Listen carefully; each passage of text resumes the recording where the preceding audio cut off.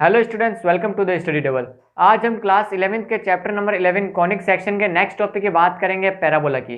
अगर आपको वीडियो से रिलेटेड या फिर इस चैप्टर से रिलेटेड कुछ भी डाउट्स आते हैं तो आप हमारा टेलीग्राम ग्रुप ज्वाइन कर सकते हैं, लिंक डिस्क्रिप्शन में दे रखा है। तो चलिए फिर स्टार्ट करता है। पैराबोला के अंदर हम सबसे पहले बात करते हैं पैराबोला की डेफिनेशन कि पैराबोला की डेफिनेशन क्या होती है। Parabola is a collection of all point in a plane which is equidistance from a fixed point and a fixed line. तो अगर मैं इसको लिखता हूं, parabola is a collection of all points, collection of all points in a plane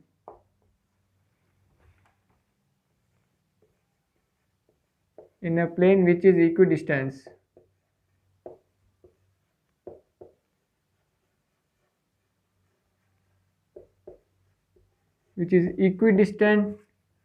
from a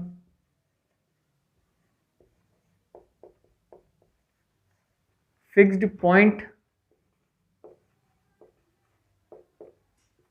and a fixed line।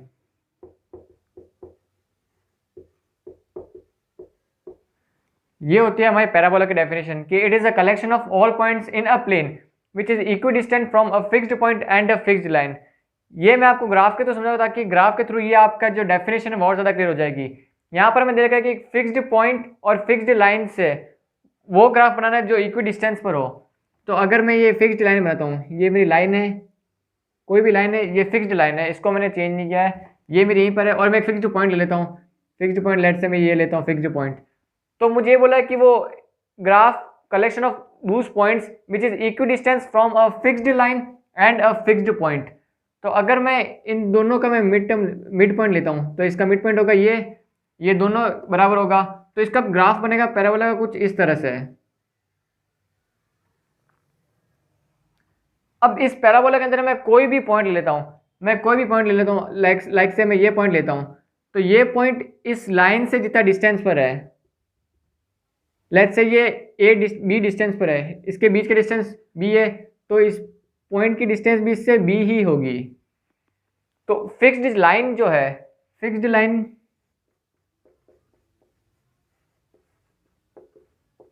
Line जो है वो directrix of parabola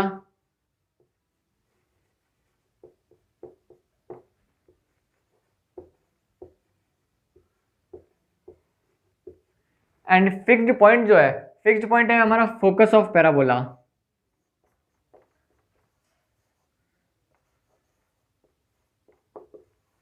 fixed point focus of parabola. अब यहां पर एक नई चीज आती है कि axis of parabola. Axis of parabola क्या होती है?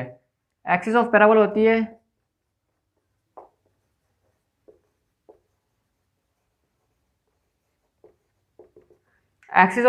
है line which is perpendicular to directrix and passing through focus of parabola. वो लाइन जो डायरेक्ट्रिक्स के परपेंडिकुलर है और वो फोकस से पास हो रही है, ये लाइन हमारी एक्सिस ऑफ पैराबोला है, ये फोकस से पास हो रही है। ये है हमारी डायरेक्ट्रिक्स,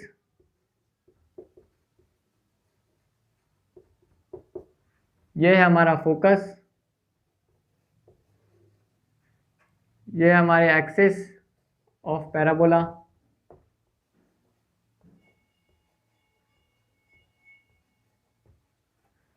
तो ये हमने 3 पॉइंट डिराइव कर लिए, fixed line, fixed point and axis of parabola. अब फोर्थ पॉइंट हमारा वर्टेक्स। वर्टेक्स क्या होती है? Vertex is intersection point of axis of parabola and the parabola.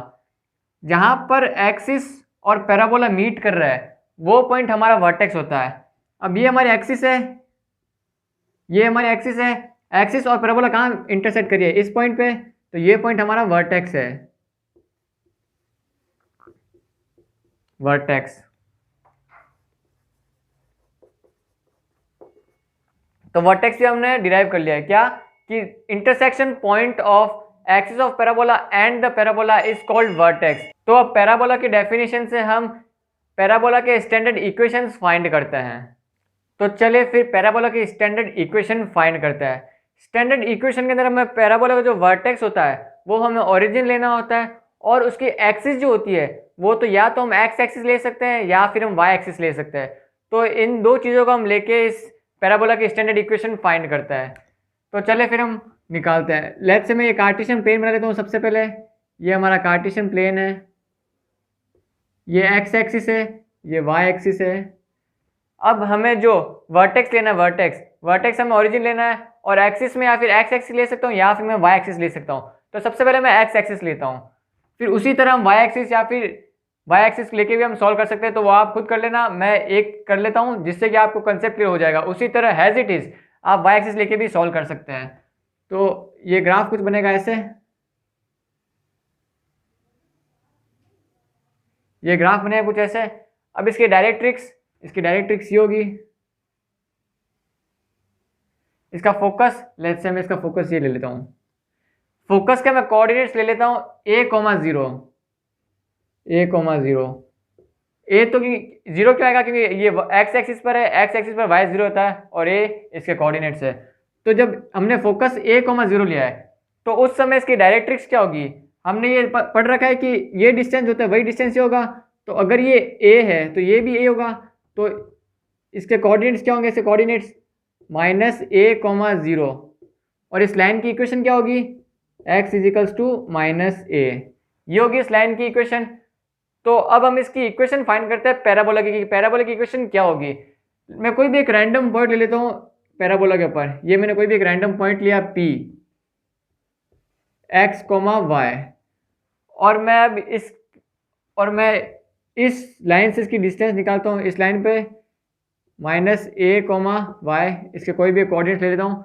तो उससे इसकी डिस्टेंस जो होगी वो इसके बराबर होगी।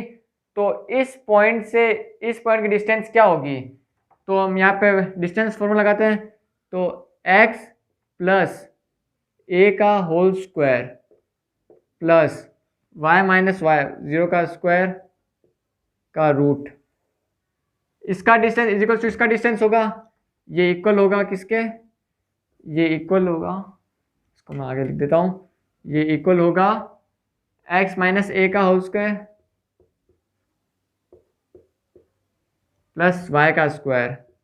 प्लस y का स्क्वायर का रूट, ये बनेगा। अब मैं दोनों साइड स्क्वायरिंग कर देता हूँ। तो जब मैं दोनों साइड स्क्वायरिंग करूंगा तो क्या मुझे मिलेगा, यहाँ से मुझे मिलेगा x + a का square is equals to x - a का स्क्वायर प्लस y का स्क्वायर। तो मैं स्क्वायर को खोल देता हूँ, x square plus a square plus 2xy, यहाँ से मुझे मिलेगा x square plus a square -2xy plus y square. तो x स्क्वायर से x स्क्वायर कटा, a स्क्वायर से a स्क्वायर कटा, तो -2x इस तरफ आ जाएगा। तो यहाँ से मुझे इक्वेशन मिलेगी y square is equals to 4ax। तो ये हमारी स्टैंडर्ड इक्वेशन, जहाँ पर a जो है a is always greater than 0, a जो है हमारा ऑलवेज ग्रेटर देन 0 है। तो ये हमारी equation, standard equation of a parabola. अब यहाँ पर एक और कंसेप्ट आता है कि लेटस रेक्टम क्या होती है। लेटस रेक्टम ये होती है कि वो लाइन जो एक्सिस ऑफ पैराबोला के परपेंडिकुलर होती है और फोकस से पास होती है, और उसके एंड पॉइंट्स जो होते हैं, उसके एंड पॉइंट्स पैराबोला के ऊपर एंड होते हैं। एक्सिस ऑफ पैराबोला के परपेंडिकुलर होनी चाहिए और फोकस से पास होनी चाहिए। इट मीन्स कि इसकी लेटस रेक्टम होगी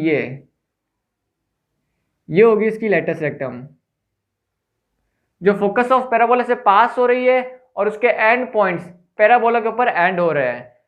तो इसकी अब हमारे क्वेश्चन ये आता है कि इसकी लेंथ क्या होगी। इसकी लेंथ होती है 4a, लेंथ ऑफ